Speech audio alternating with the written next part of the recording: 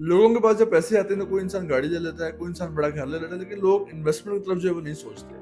लोगों का मिजाज ये बन चुका है कि वो लायबिलिटीज को बिल्ड करते हैं और एसेट्स को बिल्ड नहीं करते। यानी कि किसी को अगर पैसा आया 1 करोड़ रुपए आया तो 1 करोड़ इन्वेस्ट करने के बजाय 1 करोड़ रुपए की गाड़ी ले लेता है या फिर वो अपना घर बड़ा कर लेता है। हालांकि ये चीजें जो है वो एंड में करने वाली हैं। सबसे पहला स्टेप जो होता है वो एसेट बिल्डिंग होती है। तो हमेशा जब भी आपको पैसा जब भी आए आपके पास या आपके पास पैसे जमा हो जाएं या आप अच्छे पैसे कमा लें, तो हमेशा सोचेंगे आप एसेट बिल्डिंग की तरफ किस तरह जा सकते हैं। और पाकिस्तान में अगर आप रहते हैं तो पाकिस्तान के अंदर तो प्रॉपर्टी के अलावा जो है वो और कोई ऑप्शन मौजूद नहीं है जो कि ऑथेंटिक भी हो, क्रेडिबल भी हो और जिसमें इन्वेस्टमेंट भी सेफ हो आपको। क्योंकि पाकिस्तान में इंडस्ट्री जो है इतनी ज़्यादा इस टाइम पे बूम पे नहीं है। बाकी और भी ऑप्शन स्टॉक्स जो है उतनी मैक्सिमम पोजीशन पे है, इंटरेस्ट रेट जो है नीचे आ चुका है। तो आपके पास जो ऑप्शन बचती है वो इस टाइम पर रियल एस्टेट की बचती है। रियल एस्टेट एक सेफ इन्वेस्टमेंट है। रियल एस्टेट 2-3 साल काफी डाउन भी रही है।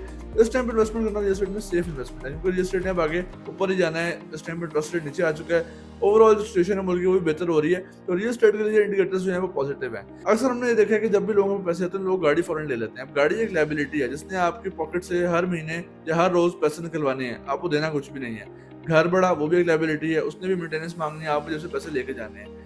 अगर आप किसी प्रॉपर्टी में इन्वेस्ट करते हैं जो कि बिल्ड प्रॉपर्टी हो, जिसमें आपको रेंट भी है, कैपिटल गेन भी हो, उसने आपसे लेना कुछ नहीं है, आपको दे के जाना है। तो ये एक आपके लिए एसेट है। जब आपके एसेट्स बन जाएं उसके बाद आप लायबिलिटीज बढ़ा सकते हैं अपनी।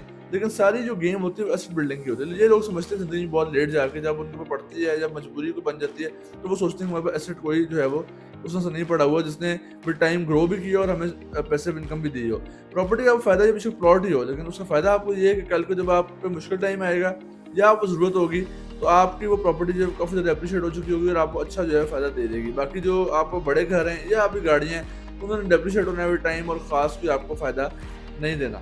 तो जब भी आपके पास इन्वेस्टमेंट मौजूद हो तो रियल एस्टेट में ऑप्शन जो है उनको जरूर एक्सप्लोर करें और ऐसी प्रॉपर्टी लें जो कि बनी हुई हो। कोशिश ये करेंगे प्रॉपर्टी वही हो जो कि बनी हुई हो और आपको रेंट आता हो। मैं आपको एग्जांपल्स दे सकता हूँ। हमारे पास एक प्रोजेक्ट है executive town house carat ventures Tihar town phase 2 के अंदर, जो आपको सिर्फ 75 लाख रुपए में टाउन हाउस मिल रहा है। वहाँ पे इन्वेस्टमेंट करके आप इनकम भी जनरेट कर सकते हैं। इसके अलावा रिहायश के लिए भी बेहतरीन जगह है और तिहाड़ टाउन एक ब्रांड नेम भी है।